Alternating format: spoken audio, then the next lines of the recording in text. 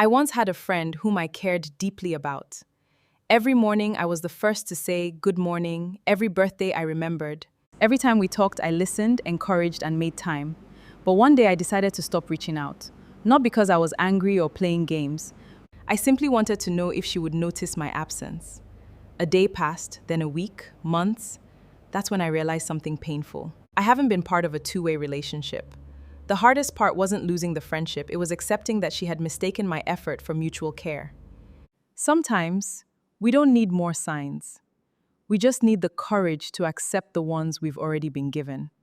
If you've ever found yourself in a relationship or friendship where you were doing all the chasing, making all the effort and checking in, while the other person barely notices when you disappear, today we are talking about why you keep chasing people who don't chase you back and how to break the cycle. Welcome back to Lucy Unfiltered, where we have honest conversations about confidence, relationships, communication, and personal growth. One reason people keep chasing others is because they've started believing that getting someone's attention is the same as being loved. When someone gives you little attention every now and then, your mind can hold on to those moments and hope they'll become something more. But attention isn't the same as care. Someone can reply to your messages, laugh at your jokes, spend time with you, and still not be willing to build a meaningful relationship with you.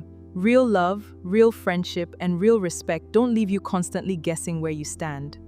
Trying to earn what you should be given freely is one of the reasons you keep chasing people who don't chase you back. Now think about this. Why do you feel like you have to prove you're worth someone's time? Healthy relationships aren't built on constant auditions. You don't have to perform or sacrifice your peace just to be chosen. If someone only values you after you've exhausted yourself trying to impress them, that's not a healthy foundation. The right people won't require you to beg for basic respect or over-explain just to be understood or valued. Another reason you keep chasing them is because you are afraid of letting go. Sometimes we don't chase people because we love them. We chase them because we're afraid of what letting go means. Letting go can feel like admitting defeat and accepting that things didn't work out. So we keep hoping that if we just try a little harder, they'll finally become the person we need them to be. But hope should never become a prison. Sometimes the healthiest decision is accepting that someone cannot give you what you're looking for. Number 3 reason is you're ignoring their actions. One of the biggest mistakes people make is listening more to words than actions.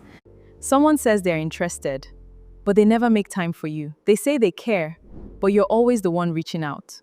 They promise things will change, but nothing actually changes. People's actions usually tell you more than their promises. When someone's effort consistently doesn't match their words, believe the pattern and not the potential. The last one says you keep chasing people who don't chase you, because your self-worth has become attached to their response. This is probably the hardest truth. Sometimes we're not chasing the person, we're chasing the feeling of finally being chosen by them. You think that when they choose you, then maybe you're enough. But your worth was never supposed to be decided by someone else's opinion. When your confidence depends on another person's approval, you'll constantly feel like you're chasing something that's always out of reach. Now let me tell you how to stop chasing people who don't chase you back.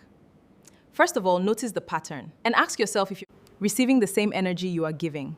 Secondly, stop making excuses for consistent lack of effort. Busy people still make time for what matters. Thirdly, invest that energy back into yourself. Learn something new, develop your goal, and spend time with supportive friends and family. Take care of your physical and mental well-being.